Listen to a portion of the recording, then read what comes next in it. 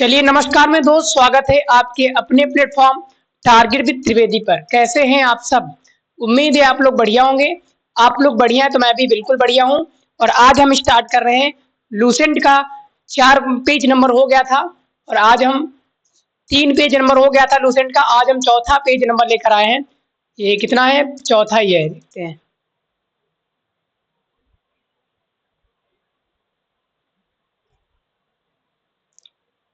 इस पे लगाओ, प्रागैतिहासिक काल पे लगाओ।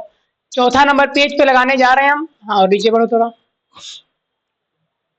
और आओ नीचे, और आओ, बस ऊपर करो थोड़ा, नीचे चलते रहो। देखो कौन सा नंबर पेज है, ऊपर करो, ऊपर, और और करते रहो और करो। Page number 4। ये हम पेज नंबर चौथे पे हैं आज, यानी 4 और 5 पेज नंबर का डिस्कस करेंगे। चलिए लगाइए उसी पे प्रागैतिहासिक काल। तो ये सब हो गया था सेकंड वाली क्लास में, और अब है ओके, और थोड़ा ऊपर, बस। अब हम बात करते हैं, आज आते हैं दूसरे पॉइंट पे, उसको बोलते हैं प्रागैतिहासिक काल। प्रागैतिहासिक काल है, इसको हम पढ़ते हैं। क्या है इसमें? सबसे पहले देखते हैं, जिस काल में मनुष्य ने घटनाओं का कोई लिखित विवरण उद्धृत नहीं किया उसे प्रागैतिहासिक काल कहते हैं। यानी जिस मनुष्य की घटनाओं का कोई लिखित साक्ष्य नहीं मिला उसको हम बोलते हैं प्रागैतिहासिक काल। मानव विकास के उस काल को इतिहास कहा जाता है जिसका विवरण लिखित रूप से उपलब्ध है। मानव के, यानी आपका क्वेश्चन आता था इतिहास किसे कहते हैं, तो मैं बोल सकता हूं कि मानव के उस विवरण को इतिहास कहा जाता है जिसमें मानव के विवरण के रूप में कोई लिखित साक्ष्य हो या लिखित रूप से उपलब्ध हो, जिसको हम बोलते हैं इतिहास। दूसरा क्या है हमारा? आद्य इतिहास।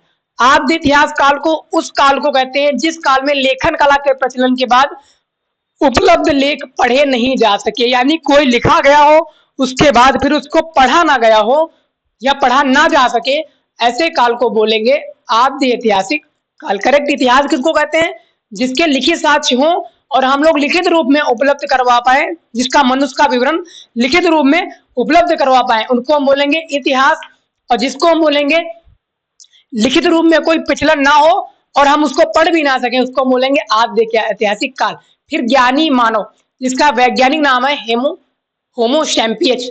मानव का वैज्ञानिक नाम है होमो सैपियंस का प्रवेश इस धरती पर आज से लगभग 30 या 40 हजार वर्ष पूर्व हुआ। यानी हम बोल सकते हैं कि मानव का जो है धरती पर, मानव का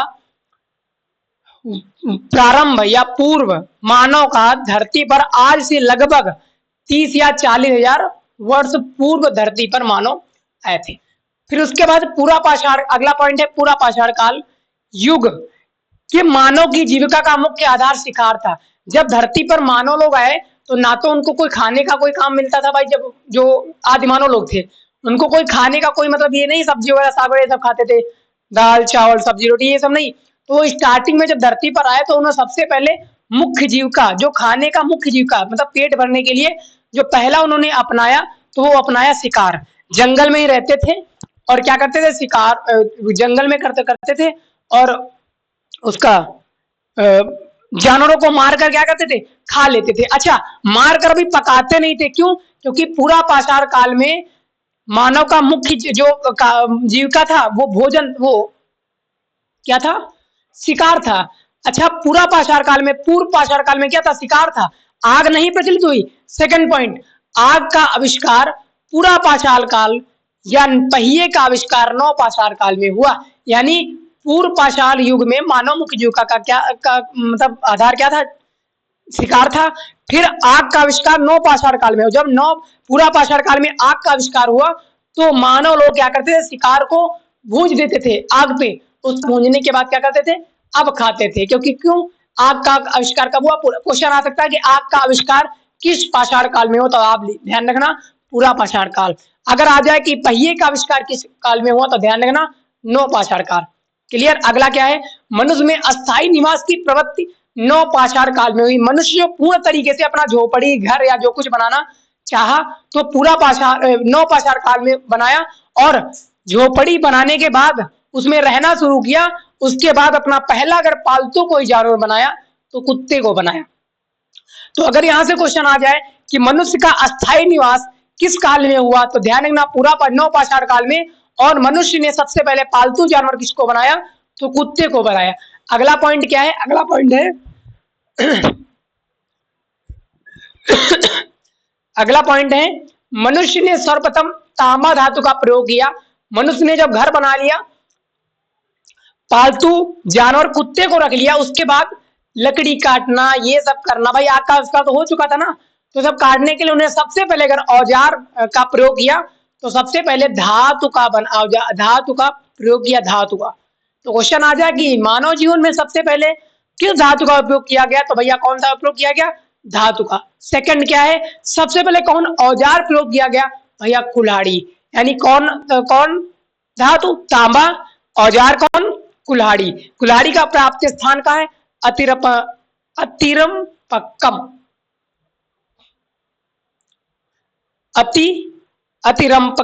अतिरंपक्कम जो है वो प्राप्त स्थान है किसका? कुल्हाड़ी का। उसके बाद जब कुल्हाड़ी आ गया तब क्या किया? अब तुरंत ही मनुष्य ने फिर कृषि का आविष्कार भी किसमें कर दिया? नवपाषाण का। ध्यान रखना भैया, आग का आविष्कार पूरा पाषाण काल, पहिए का आविष्कार नवपाषाण काल, मनुष्य का स्थायी जीवन नवपाषाण काल, मनुष्य ने अपना पहला पालतू जानवर नवपाषाण काल में क्या बनाया? कुत्ते को बनाया। पहला धातु तांबा, औजार कुल्हाड़ी। फिर उसके बाद अब कोई भी जगह लिया, जगह मतलब मान के चलो कोई जमीन थी, उसको साफ करके उसमें कुछ बोना चाहा, तो सबसे पहले कृषि का भी आविष्कार किसने किया? नवपाषाण काल में। तो यहां से अगर पॉइंट आ जाए कि मनुष्य ने नवपाषाण काल में कृषि का आविष्कार किस काल में हुआ? तो ध्यान देना नवपाषाण काल। अच्छा, प्रागैतिहासिक अन्य उत्पादन स्थल जो है सबसे पहले कृषि अगर बनाई गई, यानी मान के जो सबसे पहले मान के चलो एक खेत है, अगर सबसे पहले खेत बोला गया तो भैया वो स्थान था कौन था? मेहरगढ़। मेहरगढ़ स्थान पश्चिमी बलूचिस्तान में अवस्थित है। वहां बलूचिस्तान में एक मेहरगढ़ राज्य, मेहरगढ़ स्थान है जहां पे अन्न का उत्पादन हुआ। और अन्न का उत्पादन अगर हुआ तो सबसे पहले अपनाई गई खेती कौन सी थी? गेहूं की। तो कितने पॉइंट आ गए यहां से? आविष्कार कब हुआ?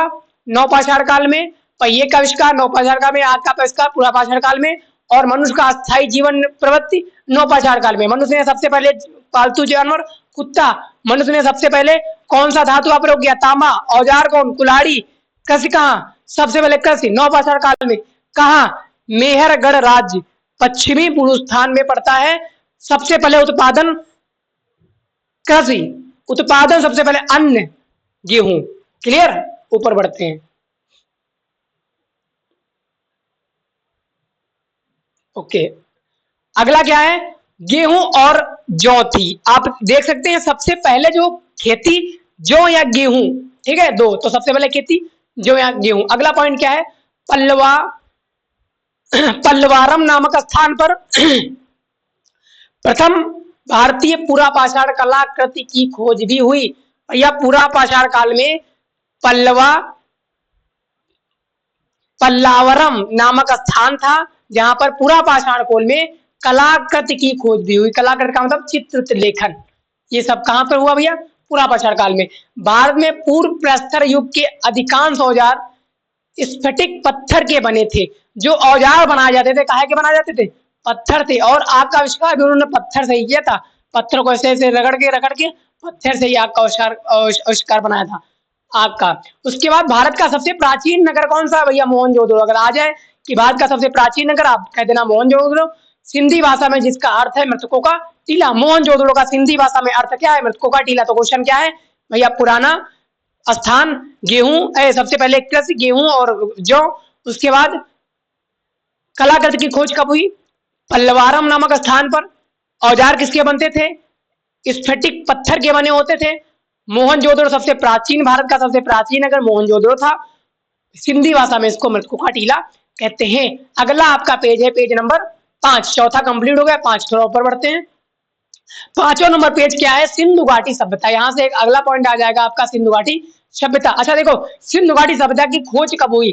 भैया कभी कभी सिंधु घाटी सभ्यता का जो टाइम पीरियड है वो आपको कभी कभी जितने भी लूसेंट किए उसमें 2350 से 1750 माना जाएगा। लेकिन अगर आपका जो ऐसे कहीं कहीं बुक है उसमें 2500 से 1750 बोला जाता है। 2500 से 1750 बोला जाता है तुमको। तो अगला, सिंधु सभ्यता की खोज कौन किया था? भैया राय बहादुर दयाराम शाहिनी ने किया था। आप बोल सकते हैं, राय बहादुर दयाराम शाहिनी ने सिंधु घाटी सभ्यता की खोज किया। अगला पॉइंट क्या है? सिंधु सभ्यता को प्रागैतिहासिक काल अथवा कांस्य युग में रखा जा सकता है।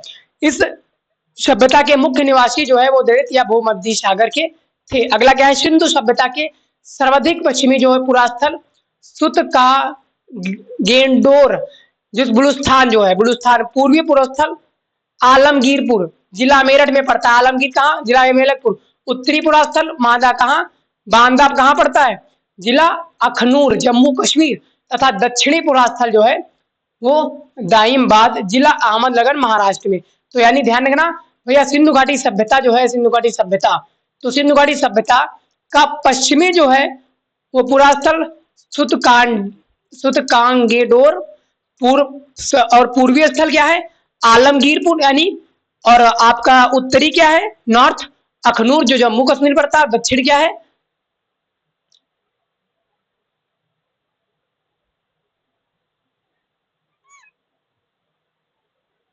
और दक्षिण क्या है आपका? दाइमबाबाद, जिला अहमदनगर, महाराष्ट्र में ये पड़ता है। उसके बाद सिंधु सभ्यता का सैंधव सभ्यता नागरी सभ्यता थी। सैंधव सभ्यता जो है से प्राप्त परिपक्व, जो सबसे पहले प्राप्त परिपक्व अवस्था वाले स्थानों में 6 सबसे बड़े नगर थे जिनकी संज्ञा दी गई है। पहला आपका है मोहनजोदड़ो, दूसरा है आपको हड़प्पा, तीसरा है गढ़वारी वाला, धौलावीरा, राखीगढ़ी और काली बंगन। ये आपके हैं 6 बड़े नगर। अगला, स्वतंत्रता प्राप्ति के पश्चात हड़प्पा संस्कृति के सर्वाधिक स्थान जो है वो गुजरात में खोजे गए। अगर सिंधु घाटी सभ्यता के सबसे ज्यादा, अगर आपको सिंधु घाटी सभ्यता के सर्वाधिक अगर आपको स्थल मिलेंगे तो गुजरात में मिलेंगे। लोथल एवं सुतकोदका सिंधु सभ्यता का बंदरगाह है। अगर आपको आ जाए कि लोथल और सुतकोदका सिंधु सभ्यता का क्या था, तो आप कहना कि ये इसका बंदरगाह था। फिर उसके बाद जुते हुए खेत और नक्काशीदार ईंटों का प्रयोग भी के साक्ष्य भी कालीबंगन में मिले। अगर यहाँ से क्वेश्चन आ जाए कि जुते हुए खेतों के साक्ष्य और नक्काशीदार ईंटों का जो प्रयोग या साक्ष्य कहां से हुआ, तो कालीबंगन से हुआ। अगला, ऊपर बढ़ते हैं मोहनजोदड़ो। फिर मोहनजोदड़ो से प्राप्त अन्नागार, एक अन्नागार भवन भी मोहनजोदड़ो से प्राप्त हुआ, जिसको सबसे बड़ी इमारत भी कहते हैं। तो ध्यान रखना, अन्नागार जो भवन है वो मोहनजोदड़ो से प्राप्त हुआ, जो सबसे बड़ी इमारत थी। अगला क्या है? मोहनजोदड़ो से प्राप्त एक स्नानागार भी मिला, जिसके मध्य स्थित स्नान कुंड 11.88 यानी 11.88 मीटर लंबा और 7.1 मीटर चौड़ा और 2.43 मीटर गहरा एक स्नान कुंड, यानी आपको बोल सकते हैं कुआं का टाइप का, जिसमें नहाने के लिए कहाँ मिला? मोहनजोदड़ो से प्राप्त एक स्नानागार भी मिला। अगर क्वेश्चन आ सकता है कि स्नानागार प्राप्त कहाँ से मिला? मोहनजोदड़ो से प्राप्त हुआ। पूछ सकता है इसकी लंबाई, चौड़ाई और इसकी गहराई क्या हो सकती है, तो आप बोल देना 11.88 मीटर लंबा, 7.1 मीटर चौड़ा, 2.43 मीटर गहरा एक स्नान कुंड था। फिर एक अग्निकुंड भी मिला। स्नान कुंड कहाँ मिला? मोहनजोदड़ो। अग्निकुंड कहाँ मिला? लोथल एवं कालीबंगन से प्राप्त हुए। कंफ्यूज मत होना, स्नानगार मोहनजोदड़ो, अग्निकुंड लोथल और कालीबंगन। अगला क्या है? मोहनजोदड़ो से प्राप्त एक सील पर 3 मुख वाले देवता, जिसे पशुपतिनाथ की मूर्ति भी मिली। मोहनजोदड़ो से पशुपतिनाथ की मूर्ति कहाँ से मिली? मोहनजोदड़ो से मिली। 3 मुख वाले देवता थे जिसको बोलते हैं पशुपतिनाथ। उनके चारों ओर हाथी, गेंडा, चीता और भैंसा भी विराजमान थे। यानी एक मूर्ति थी, 3 मुख वाली थी, चीता, हाथी, गेंडा, चीता और भैंसा, ये सब आसपास विराजमान थे। तो ये एक पशुपतिनाथ देवता की एक मूर्ति भी मिली। कहाँ से? मोहनजोदड़ो से। मोहनजोदड़ो से नर्तकी, नर्तकी मतलब नाचने वाली एक काष्ठ की मूर्ति मिली। क्वेश्चन आ जाए कि नर्तकी काष्ठ की मूर्ति कहां से मिली? मोहनजोदड़ो से मिली। नाचने वाली महिला की एक मूर्ति मिली मोहनजोदड़ो से। फिर हड़प्पा की मोहरों पर सबसे अधिक एक श्रृंगी पशु का अंकन भी मिला। एक श्रृंगी पशु का अंकन जो है हड़प्पा की मोहरों पर मिला। मटके के बनाने के कारखाने लोथल और चंदूदड़ो में मिली। अगर चन्हूदड़ो में मटके, मिट्टी के मटके जो होते हैं वो कारखाने कहाँ मिले? लोथल और चन्हूदड़ो। अगला, इसके बाद अगला क्या है? हाँ, अगला क्या है? सिंधु सभ्यता की लिपि जो है भावाचित्रात्मक थी। लिपि यानी लिखने की जो भाषा थी वो भावात्मक थी, या लिपि दाईं से बाईं ओर चलती थी। यानी आ सकता है कि सिंधु सभ्यता की लिपि क्या है? भावचित्रात्मक। कैसी लिपि है? दाईं से बाईं की ओर। जब अभिलेख एक से अधिक पंक्तियों का होता था तो पहले पंक्ति दाईं से बाईं ओर तथा दूसरी पंक्ति बाईं से दाईं ओर लिखी जाती थी। यानी ऐसी लिपि थी, जब हम लिखते थे तो क्या करते थे? तो यानी जो बहुत बड़ी पंक्ति हो जाती थी तो दाईं से, और जब छोटी पंक्ति हो जाती थी तो तुरंत बाईं तरफ ले आते थे। तो दाईं से बाईं तरफ और बाईं से दाईं तरफ लिखी जाती थी। अगला पॉइंट आपका है, सिंधु सभ्यता के लोगों ने नगर और घरों के विन्यास के लिए ग्रिड पद्धति अपनाई। अगर क्वेश्चन आ जाए कि ग्रिड पद्धति कब अपनाई गई? ग्रिड पद्धति, तो ध्यान रखना भाई, सिंधु सभ्यता के लोगों के लिए नगर और घरों के विन्यास के लिए पद्धति अपनाई गई। फिर अगला क्या है? घरों के दरवाजे और खिड़कियां सड़क की ओर न खुलकर पिछवाड़े की ओर खुलते थे। भाई जो घर की खिड़कियां थी, दरवाजे थी, वो घर की ओर न खुल के, दरवाजे सड़क की ओर न खुल के पिछवाड़े की ओर, पीछे की ओर खुलते थे।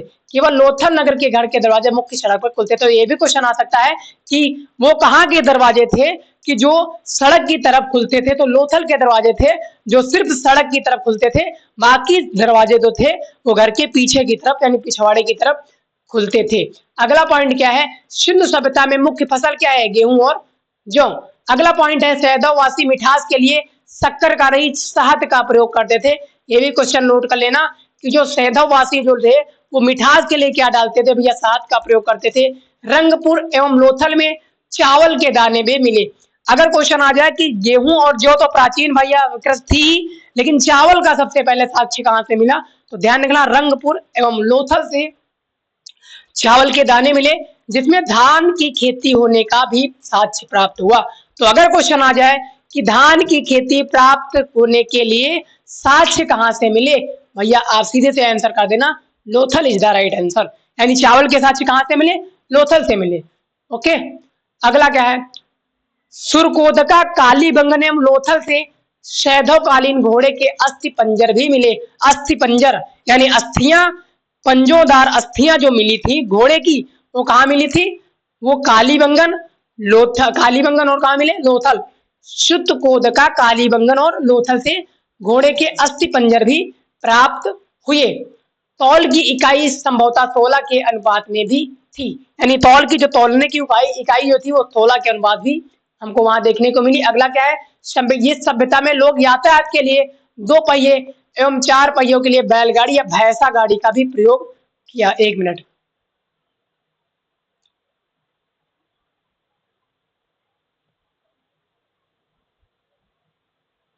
एक बार वो भी स्टेडियम जाके देख लो, लगा तो नहीं? सही सही है ना?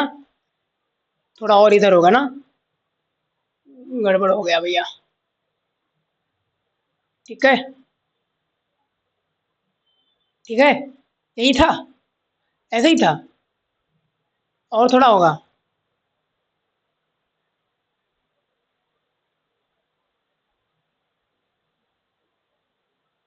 कट रहा है भैया।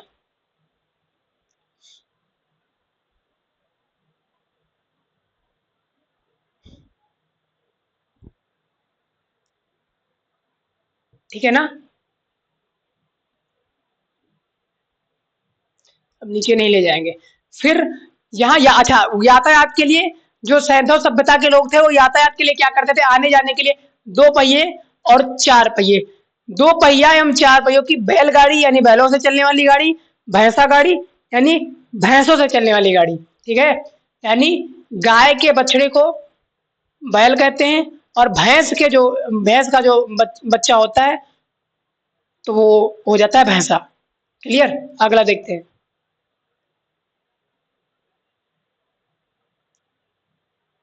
छोड़ो, चलो लेकर। अगला है आपका पेज नंबर 6। और ऊपर बढ़ो थोड़ा, देखिए। नीचे आओ, नीचे नीचे, और नीचे, और नीचे नीचे आओ, जल्दी आओ, स्पीड में। ठीक है, ऊपर ले जाओ। ये छठा नंबर पेज है। अब ये पेज 4 और 5 आज कंप्लीट हो गए, 6 और 7 कल कंप्लीट होंगे, वरना क्लास बहुत बड़ी हो जाएगी, आप लोग देखे भी नहीं। तो 4 और 5 पेज कंप्लीट हो जा चुके हैं। अब ये आपका पेज है, हाँ क्लिक करो। अब ये जो पेज है तुम्हारा है, ये कौन सा पेज है? ये पेज है तुम्हारा पेज 6 और 7 पेज हम कल लेकर चलेंगे। ऐसे ही धीरे धीरे 2-2 पेज लेकर जाएंगे। ये लूसेंट की बुक है। लूसेंट जो नीली वाली लूसेंट है भैया, ये जो मैं दिखा रहा हूँ आपको, इस बुक की पीडीएफ है, इसी से मैं पढ़ा रहा हूँ लूसेंट की बुक। तो आप लोग लूसेंट खरीद लेना। बाकी मैं पीडीएफ पूरी आपको जो है प्रोवाइड करा दूंगा अपने चैनल पे, जो है हमारा 8112923932 इस नंबर पे व्हाट्सअप है। इस पे हम सारा जो है इसका पीडीएफ डाल देंगे। इस नंबर पे नंबर भी डाल देता हूँ, यहाँ पे नंबर डाल देता हूँ 8112923932 इस पे तुमको व्हाट्सअप चैनल मिल जाएगा एक, उसी पे हम सारी चीजें जो है आपको डाल देंगे। ठीक है, बाकी मिलते हैं कल, तब के लिए धन्यवाद।